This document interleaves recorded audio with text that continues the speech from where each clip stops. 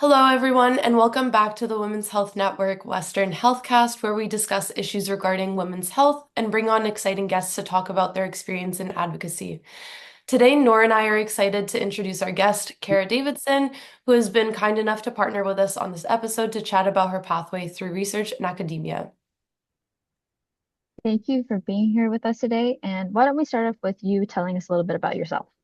Yeah, absolutely. Thanks for having me. I think this is a great initiative, so I'm really happy to be a part of it.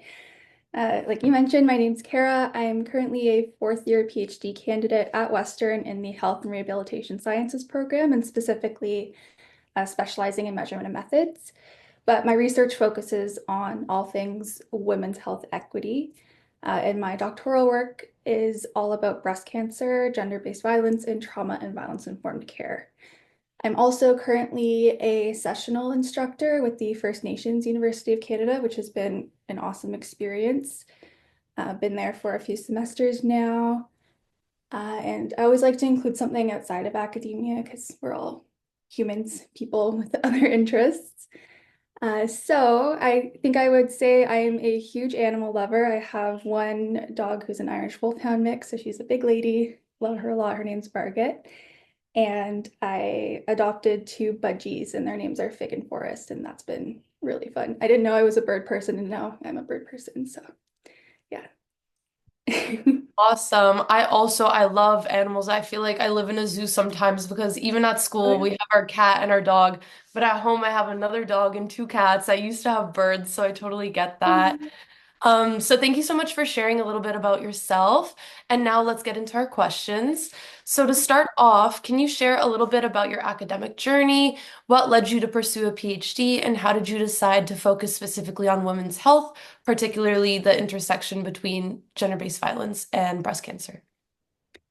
Great question. So it's a little tricky for me because I always was kind of that feminist teenager who just like had a strong sense of justice. So women's health just made sense to me.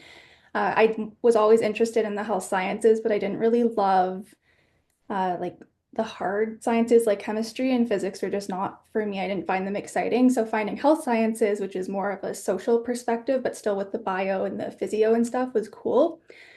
So I ended up doing my Bachelor of Health Sciences. I was involved in some clubs on campus related to women's health as well, or just like women's rights and equity in general. And then it got to the end of my fourth year, and I wasn't really sure what I wanted to do, but I had been volunteering in Dr. Tara Mantler's lab, which is a women's health lab. And she suggested maybe that a master's could be for me. And then I ended up kind of looking at my options there and then thinking, you know what, yeah, that sounds like a great idea. I think that's for me. So I ended up in her lab doing my master's during COVID, actually, which was interesting. And then I got to the end of my master's. It's a 2 year program, but with COVID, I didn't have anything else to do. So I did it in 1 year. As we know, there was literally nothing happening. So then it was very quick. The year was over, and I didn't really know what to do next. But she had this idea. She's like, I've been really wanting to look at breast cancer and gender-based violence. Like, we're seeing more research. There's some kind of connection there. No one's really doing it in Canada. It's kind of been on my radar. Is that something you're interested in?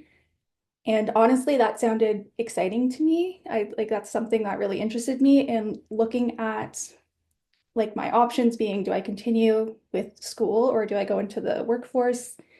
The workforce didn't seem super enticing. So I decided to go ahead with the PhD. So really, in terms of my academic journey, doors just kind of kept opening and I kept not falling into them, but kind of like trusting the process, letting it take me where it will, because I didn't have really I guess that sounds bad to say that I didn't have a plan, but truly I did not have a plan and things kind of just happened as they did. And I'm grateful that they worked out how they have. That is so reassuring to hear. I know that right now, like being an undergrad, every single year I get closer to graduation. I'm like, oh, what do I do? I don't know. But that is amazing. And honestly, I'd really like to hear more about the intersection between breast cancer and gender-based violence. That is very interesting. That's not something you hear every day.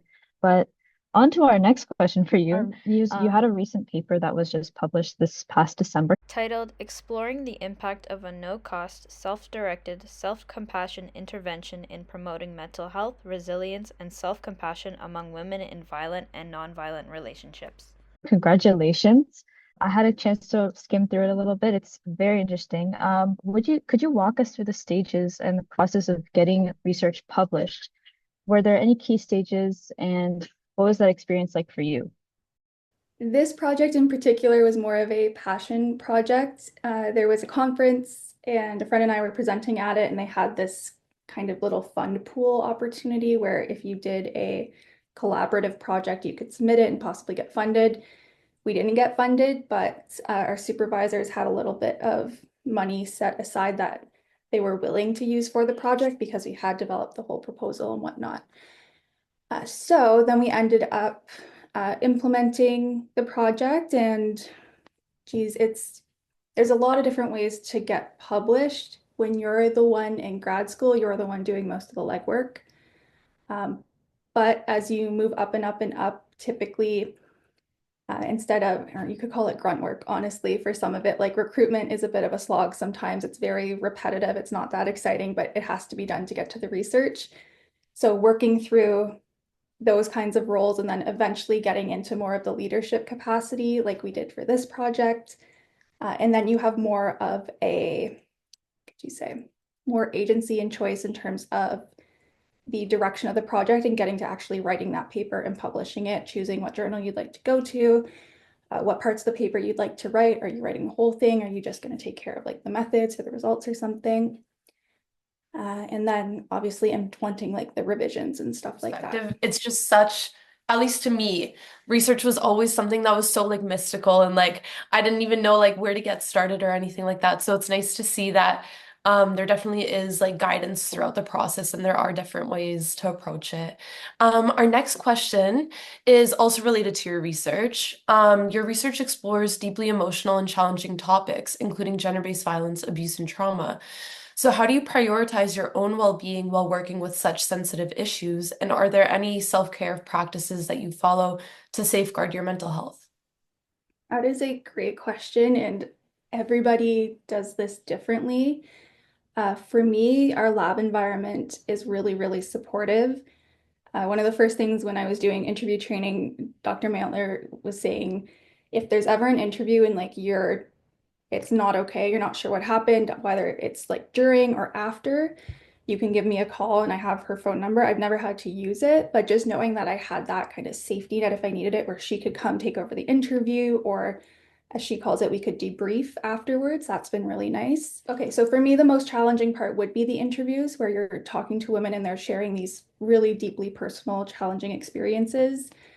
Like I'm so grateful that they trust me to share their story with me. But it can be a lot sometimes. So making sure I'm not booking more than 2 interviews in a day because the emotional load can be a lot. And definitely not booking meetings immediately before or after because you need to get into the correct headspace. And it's quite jarring to jump from this super serious interview into whatever is next in a meeting because honestly it's probably not going to be that serious, so it's the mental headspace and making sure I have time to kind of shift between those at a more leisurely pace. And then honestly having people who are not in academia to kind of discuss with, like my partner is super supportive, never went to university or anything like that, so like completely far removed from academia, and so I can just say like that was a super tough interview. Like, I can't believe what some people go through. And then just being able to get that off my chest, like somebody else knows that how bad that was, I find helpful. I will say that it's a lot easier for me to deal with some of the things that I hear because I know that I'm helping. So making sure like I feel these things are so heavy because I care so deeply about it and I want to take good care of what they're telling me. So I find that also kind of helps me navigate that as well. That's incredible. I just have a slight follow-up question to that. Was there a learning process involved in, you said that you usually have like no more than 2 interviews in a day. Was there something in there that at the beginning versus now you kind of learned and set like, okay, this is good for me? Yeah, recruitment can kind of take off randomly. And then I was at a point where I was doing like multiple interviews a day, every day of the week. And it was just not sustainable, not only for myself emotionally, but just any other work that would need to get done because it was so taxing. So definitely I learned from that experience. You need to kind of test it out, see what your limits are. You learn that pretty fast. And then as long as you respect those, things generally go well. That's amazing. And it's really honestly inspiring to see that you have come up with a formula that works for you and you can still get the work done and it doesn't take over anything. Um, Going into our next question, are there any gaps in your research that you'd like to explore in the future? And what unanswered questions or areas do you feel need more attention? Ooh, because I'm not done my project yet, I would say like everything is such a gap right now. We're still collecting all this data to try and figure out what it actually looks like among all the women who get breast cancer in Canada. How many of them have experienced gender-based violence? Was that as an adult? Was it as a child? What type was it? And does that have any effect on their health outcomes? So we've seen like glimpses and like little pieces from other countries around the world, but we don't have that data in Canada yet. We're still collecting it. So that's the gap I'm currently trying to fill. I also see like way down the line, because in the preliminary data, we are seeing, yes, like people are feeling re-traumatized during care. It can impact their health outcomes. So the next step logically is to implement trauma and violence informed care. So that's something I'm working on as well, but it's really difficult to kind of get the transition from research into the practical clinical setting. And it's not that people who are in the clinical setting, like physicians and whatnot, aren't interested. It's just the tools aren't there to make that transition. And they're already so overworked that anything that might seem as like additional things they need to do based on what they already have and all these job requirements, it's almost too much. So I see a gap in terms of making TVIC accessible to physicians because they want to provide the best possible care, and also trying to get that to become the standard of practice for these women because everyone deserves trauma and violence informed care across the board. Yeah, that's amazing. So this kind of leads into actually our next question was looking ahead, what kind of impact do you hope your research will have? So I'm guessing that making it like making those tools and things like that, I guess accessible to clinicians would be kind of the main goal. Yeah, I see it kind of twofold. Based on some of the women I've talked to, just them being able to share this part of their story has been really impactful for them because it is kind of a hidden reality. Gender-based violence is very insidious behind the scenes, and nobody really expects that somebody who's already going through breast cancer would also be experiencing an abusive relationship or feeling re-traumatized because of the care they're receiving due to past experiences. So in terms of impacts, I find it just having or providing an opportunity for them to share that and to say, like, we do see you. We know that this happens. If you'd like to share your story, there's a space for it, and we're trying to amplify your voice. That has been very, very rewarding. And then in terms of broader impacts, like you mentioned, of course, getting that TVIC implemented in the clinical setting, having that be the norm, and then ideally measuring that to prove like, hey, this really works. Let's make sure everybody's doing it because we can actually improve health equity for people who are at risk of inequitable outcomes. Wow, that is genuinely incredible work. This is so fascinating. But we're shifting a little bit away from your research, and so you've had the opportunity to teach at a university level, which is something that you mentioned earlier. How has that experience been from you from both a student and instructor's perspective? And what advice would you give to students looking to build strong connections with professors or gain research experience? Because you said that you were volunteering in your PI's lab before, right? Yes. Yes. Yeah. Ooh, good question. So let's see. Um, First, I'll say that it's been a challenging and rewarding and I'd say really valuable experience. I always thought professors were so cool. I remember, I think it was Dr. Irwin, and I was in her class in second year, and I was like, I just want to be her. Like, she's so cool. She's so nice.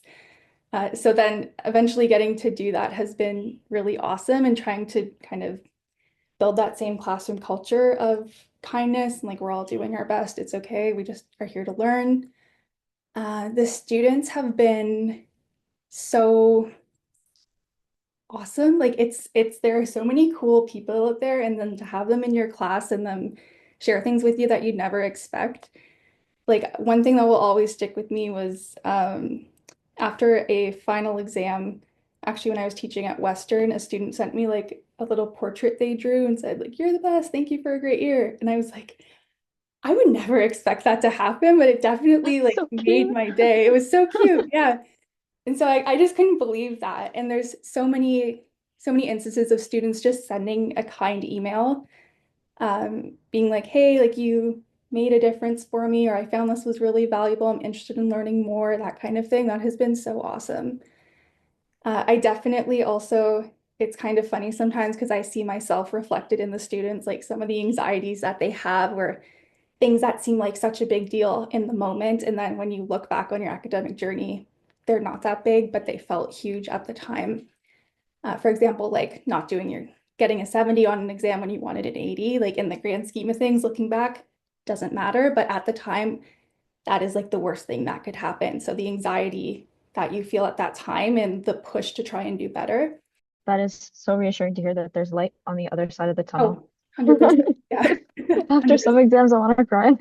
Mhm. But the second part of the question was, what advice would you give students looking to build strong connections with their professors or even gain research experience?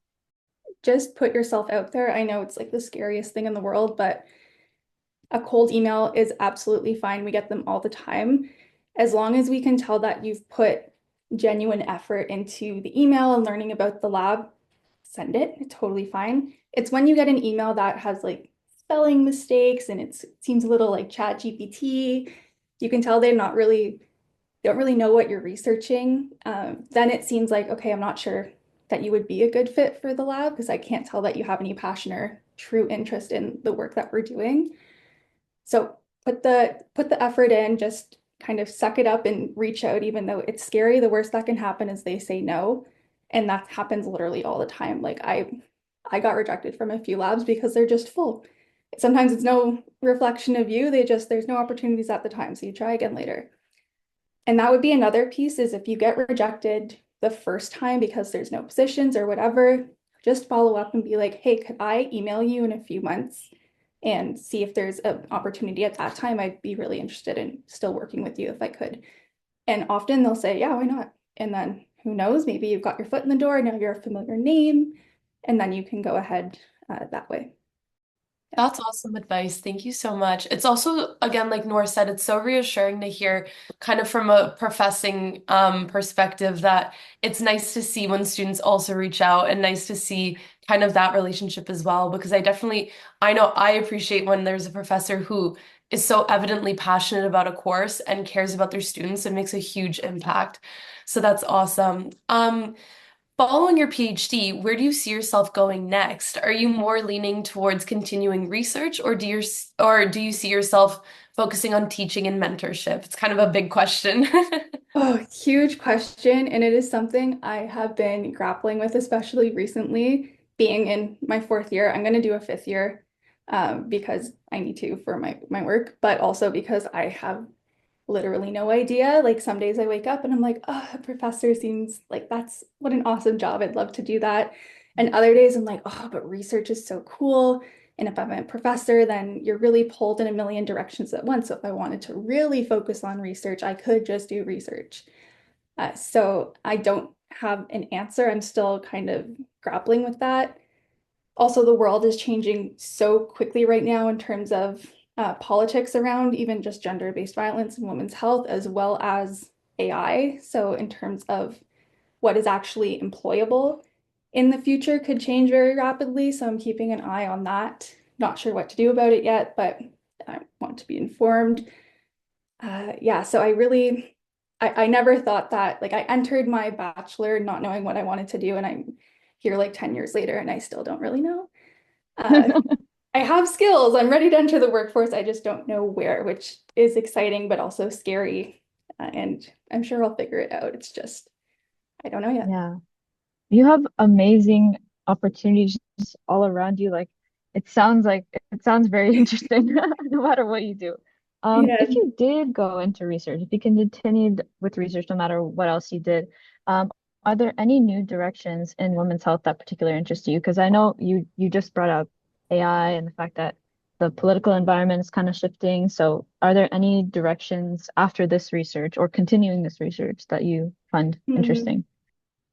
I would like to keep going with the kind of hidden realities perspective. So we've looked at breast cancer, but surely there are other examples of illnesses that primarily affect women that also must intersect with gender-based violence. Because gender-based violence is a toxic stress, we know it can precipitate all kinds of physiological dysregulation, and one of those being cancer, but certainly there are other pathways that are worth looking at. And then obviously following that to trauma and violence informed care uh, where it makes sense. Yeah. That's awesome. Thank you so much for sharing. That's actually all of the questions that we had for you. Again, thank you so much for coming on to our healthcast and sharing your journey with us.